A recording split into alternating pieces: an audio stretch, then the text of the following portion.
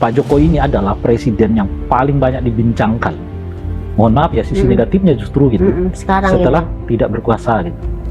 Jadi ini udah hampir 6 bulan kan, hampir setengah tahun ya setelah tidak berkuasa itu, tapi orang masih terus membahas justru hal yang negatifnya. Sulit kita menemukan sekarang perbincangan tentang hal-hal positif dari Pak Jokowi. Legasinya gitu. Ya, legasinya atau apa dan sebagainya. Nah itu yang kedua. Nah yang ketiga, karena orang juga nggak melihat bahwa Pak Jokowi itu seperti mungkin ya mantan presiden-presiden yang lain itu memang membuat jarak dengan dunia politik itu gitu loh. Jadi istilahnya selesai gitu ya? Gitu. Nah, paling tidak yang ngurusin partainya lah. Seperti ya kan? SBY waktu itu. atau Mega macam-macam. Tapi kan kalau Pak Jokowi itu ketemu lagi, ikut pertemuan sana, pertemuan sini, yang hampir jarang ditemukan oleh presiden.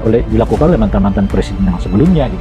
Polemik mengenai keaslian ijazah Presiden ke-7 Republik Indonesia Joko Widodo alias Jokowi kembali menjadi sorotan publik. Gugatan demi gugatan dilakukan oleh masyarakat. Polemik panjang ini telah berulang beberapa kali sejak pertama kali muncul 2019 lalu.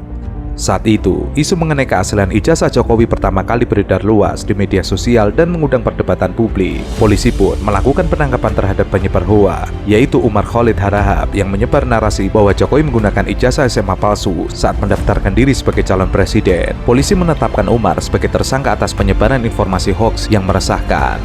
Salah satu yang menjadi sorotan adalah stempel SMA Negeri 6 Surakarta yang tertera di ijazah Jokowi. Sejumlah warganet menyebut sekolah tersebut baru berdiri pada tahun 1986, sementara Jokowi lulus SMA pada tahun 1980. Hal inilah yang memicu anggapan bahwa dokumen tersebut tidak valid. Namun, Kepala SMA Negeri 6 Surakarta Agung Wijayanto membantah keras dugaan tersebut. Ia memastikan bahwa ijazah Jokowi sah serta administratif dan sesuai dengan catatan akademik yang dimiliki sekolah. Jangan lupa bahwa beliau masih punya anak nih. Anak itu wakil presidennya Pak Prabowo. Jadi dalam bahasa yang lain sebetulnya turunan dari yang ketiga itu, Pak Jokowi itu sulit sekali dilepaskan dari dunia politik ini gitu. Sementara mereka yang dahulu memiliki perspektif yang kritis terhadap Pak Jokowi itu masih melihat atau belum bisa menangkap niat baik Pak Jokowi memang untuk membereskan semuanya gitu loh. Yang alih-alih yang dilihat niat baiknya yang ada adalah loh ini nggak henti-hentinya ya mau mengakumulasi kekuasaan itu pada dirinya gitu. Nah jadi mungkin karena itulah kemudian isu soal ijazah terus ya. Karena di satu segi misalnya isu-isu yang berkaitan dengan katakanlah korupsi, dugaan korupsinya gitu ya, dugaan gratifikasinya juga diabaikan oleh aparat penegak hukum. Nah ini yang paling dekat memang dengan kelihatan ya dengan Pak Jokowi ya, soal kasus ijazah ini gitu. Meskipun saya sendiri melihat tentu kalau secara politik udah susah ini karena semuanya udah selesai kan, wali kotanya udah selesai, gubernurnya udah selesai, presidennya juga 2 periode udah selesai. Nah yang paling jauh itu sebetulnya adalah yang bersangkutan tuh mereka masuk ke ranah pidananya gitu. Polemik serupa kembali memanas pada Oktober 2022 ketika penulis buku Jokowi Undercover, Bambang Trimulyono, menggugat Jokowi di Pengadilan Negeri Jakarta Pusat. Tuduhan serupa kembali diajukan pada April 2024. Kali ini datang dari tokoh politik Egy Sujana dan sebelah pihak lainnya. Namun gugatan mereka terhadap Jokowi ditolak oleh PN Jakarta Pusat. Tadi Jokowi sempat katanya diajukan ke media, nggak boleh dipotret. Nah ini saya senyum saja tuh lihatnya ya gitu. Karena apa? Karena sebenarnya ketika Sigit Sunarta dulu dekan kehutanan juga menunjukkan itu masih boleh dipotret ya, itu skripsi waktu itu. Kemudian dari potret itulah ada sahabat saya Dr. Resmond yang itu hasil ulan Sianipar itu kemudian menganalisis. Jadi artinya adalah sekarang ini era keterbukaan, era kejujuran. Jadi kalau sekedar menunjukkan kemudian apalagi hanya mengatakan dengan narasi sama seperti kemarin pas ketika di UGM wakil dari UGM itu hanya katakan saja kami punya 34 bukti kemudian tapi yang katakan hanya naratif saja, tidak ada satupun buku di atas meja waktu itu.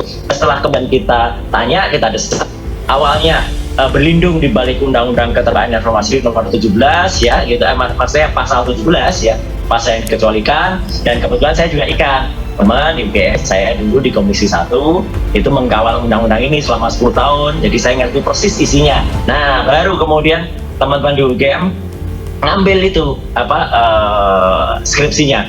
Nah dari kemudian skripsi yang diambil, disitulah akhirnya nampak benar beberapa data yang kemudian bisa kita baca lah gitu.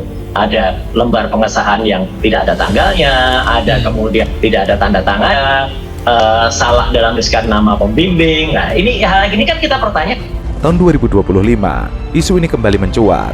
Mantan dosen Universitas Mataram, Rismon Hasiholan Sianipar, ikut meramaikan kontroversi. Ia mempertanyakan keaslian skripsi dan ijazah Jokowi, terutama dari penggunaan font Times New Roman yang dianggap tidak lazim digunakan pada awal 1980-an. Namun UGM segera memberikan klarifikasi bahwa penggunaan font tersebut sudah umum di beberapa percetakan sekitar kampus saat itu, serta menegaskan bahwa dokumen akademik Jokowi asli dan tercatat secara resmi.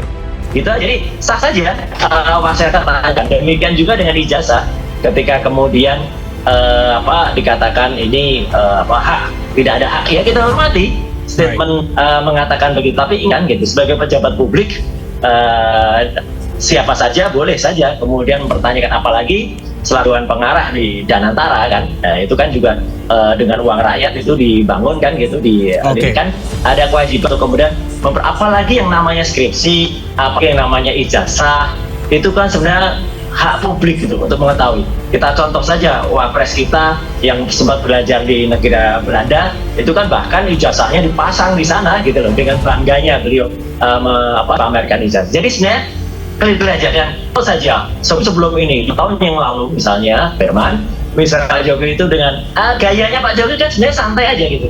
Nah, nggak ada apa-apa gitu. Ini loh ijazahku. Udah, saya kira nggak akan ada yang ribut-ribut, nggak ada yang santai. Nah, tapi ketika kemudian itu nggak ada, ya menggulinglah ini. Jadi saya kira persoalannya hanya soal ketika kemudian ada keinginan masyarakat bertanya, kemudian tidak muncul, kemudian ketika itu dimunculkan sedikit agak ditutupi. Ketika kemudian UGM kemarin juga sikapnya, waduh, agak menurut saya di pintunya ditutup-tutup di mana-mana, itu kan malah masyarakat menimbulkan pertanyaan. Jadi saya kira itu aja.